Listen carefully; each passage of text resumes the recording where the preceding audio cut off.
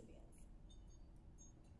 Yes, that's right. Okay. So if you're in an assisted living facility serving a Medicaid recipient, you may be involved in the HCBS characteristics assessment.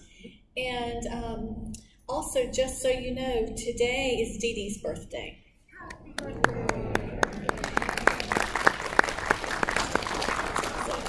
Now, was it Lois who was the young lady who sang for us earlier? Lois, was it with Ullman Versa? Is that who it was? Is she in the room? Darn.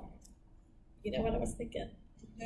So we won't inflict our singing on you, Dee Dee. So there you go. But if she were here, we would put her in. All right, so let's go ahead now. Since we talked a good bit, and thank you about talking about the personal needs allowance, I want to talk a little bit about billing processes, but really kind of in a way that really connects with our audience here. So we're going to start with, or let Arlene field this for us, Arlene with Simply Healthcare. And so, Arlene, what are the most common reasons for non-payment or delays in submitted claims?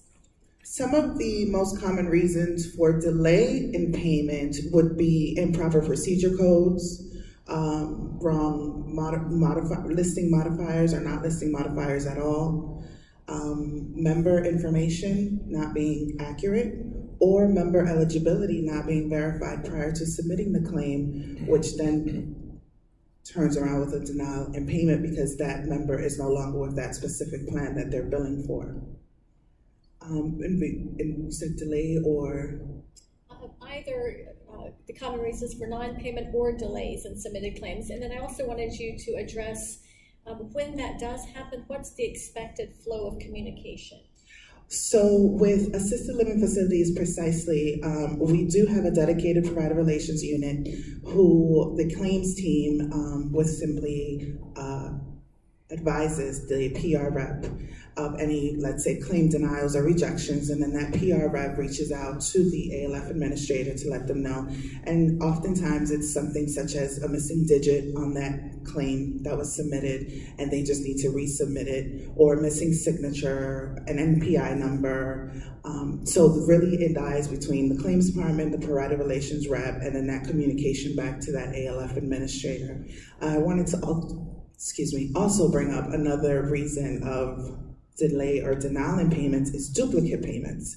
Many times a provider may submit a claim and not get paid for that claim, and it could be because of a missing digit on an NPI number, but when they go to resubmit that claim, they don't submit it as a corrected claim. So our highest level of denials is based on duplicate claims, because when they're resubmitting, they're not coming in as corrected claims.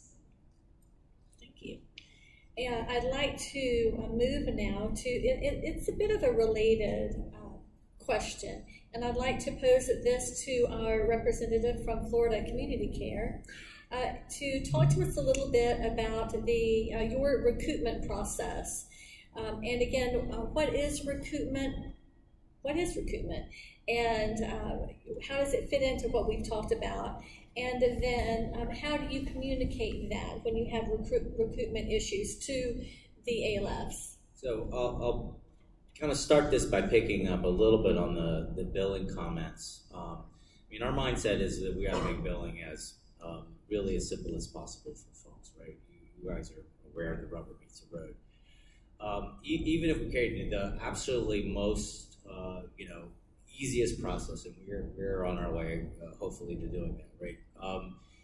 It's not gonna be understood if we don't communicate it well. So I think the thing that you're gonna hear is kind of communication. Are we talking to you? Are we letting you know how it works? Or letting you know how it goes? Probably no area where that's more important, I think, than in recoupment, right? It's the same thing. Are we talking to you? Or are you telling about the issues? There's a couple things I think I wanted to key on Dee Dee's presentation that you heard, so around patient responsibility. The first is it's not automated at present time on the HCBS side, right? Literally all of us get stacks of letters coming in from the Department of Children and Families, right, to go through and kind of manage this. So again, we've got to be talking and working together about these cases and the information. It's flowing because it's not flowing very well. Definitely an opportunity for improvement there. But you probably also notice that it changes, right? It can change monthly, multiple times actually. It can change retroactively, right? So again, we've got to be talking and sharing information about what the current status is and working together on that. We've always seen retroactive is an issue for recoupment. I was talking to someone last week about some eligibility cases where their eligibility was going back. You know, date of death has always been an issue, maybe more so depending on how your payment arrangements are structured with plans. Now we're seeing probably more so, again, a lot of retroactive or gaps in eligibility, particularly given the new contracts in the structure between MMA and long-term care. So again, all of this is kind of coming from the eligibility work that flows out, again, with all those letters that you see, that we see. But again, I think it's communication, communication, communication.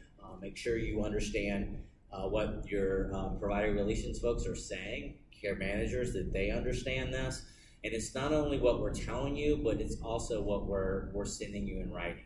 I mean, we've already experienced that in the short time that we've been operating since the rollout in December, the opportunity to really refine our communications, our written communications, in a way that makes more sense. You can see just how the language, share a cost, patient responsibility, right, can create some confusion. So again, opportunities for improvement. If there's a way we can communicate better to you, please let us know. Thank you, David. I'd like to move to Sunshine now with a question. We're going to switch gears a little bit. And Donna, if you're ready, if you could talk to us a little bit. We want to talk about case management with clients who are residing in assisted living facilities. Specifically, just kind of break it down for us. What should assisted living facilities expect to see you know, in their world, in the field, as it relates to case managers, interacting with clients, with them, if you don't mind. Okay, thank you so much. How much time do I have? Because I could talk all day about this. So our case managers are the heart and soul of our long-term care program. Sunshine has over 600 case managers statewide, about 650 actually. And the case ratios are established by the agency in contract. So much of what goes on in case management, it's because it's defined in the contract. We all do it the same way. Case ratios are established for members who live in an assisted living facility. The ratio is 1 case manager to 60 members. That's home and community-based members. So keep in mind that the case manager has 59 other members in addition to the one that they're working with that day. What's also defined is the contacts and the contact frequency. So every member gets a new member orientation visit, which is that first visit after they've been enrolled in the long-term care program or with that plan.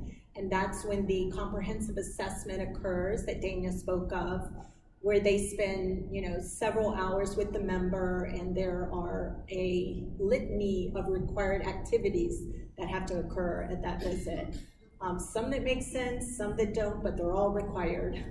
And it is a personalized, person-centered visit where a care plan is created.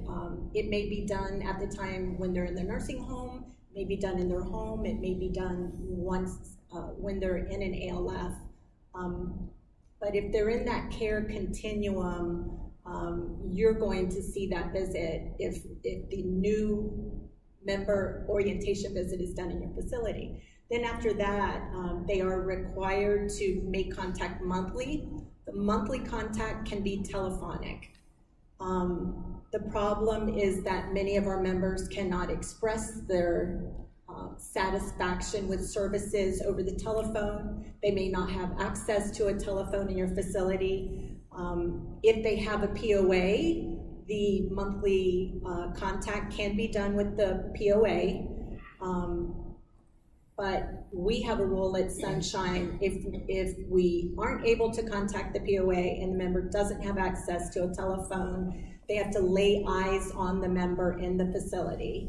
And that may be the same rule. Plans may do it the same way. So you should see the case manager in the facility doing the monthly contact if they're unable to communicate with the POA. Then we are required to do a face-to-face visit quarterly. The quarterly face-to-face visit is to review face-to-face their member care plan, their plan of care. Again, their satisfaction with services. We update the assessment. We have to document any changes. We discuss their goals, their progress towards goals. So it's another semi-comprehensive visit. It doesn't take as long as the initial, but it's still face-to-face to update their plan of care and their assessment. We also do the significant change visit that Dania mentioned. If something happens, they go to the hospital, they're discharged, there should be a 5-day significant change visit if there was any change in health condition, new diagnosis, something like that. So ideally, you would see our case managers in your field, your facility often. If you don't, please contact me. Thank you. You should have a relationship with them. Also, I want to quickly mention we have a provider training team that supports the case managers.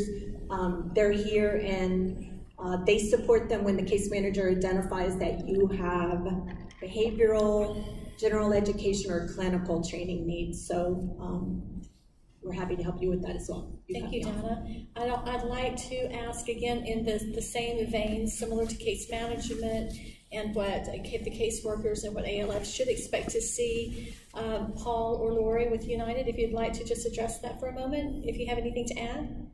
Absolutely, that was very comprehensive. So that was actually great. That is exactly what you should be seeing from the case managers that are in your facility. We do train them to make sure that they interact also with you, with staff, and make sure that they need their business card. That's really important, so that you have a point of contact to reach out and get a hold of that case manager for any questions, any changes in condition. Changes in condition can happen really quickly, and there are a lot of things that we could help to head off if we know about them soon enough. And we do really appreciate those heads up and things, so that we can affect any kind of readmissions or anything like that. So in addition to that, I would just say that you should be seeing case managers. You should know who they are. They should be giving you those cards. So if they're not, just as was said, definitely let me know that. That's something we really do train the case managers on, and really pride ourselves in the rapport that they create with both the facility and the members.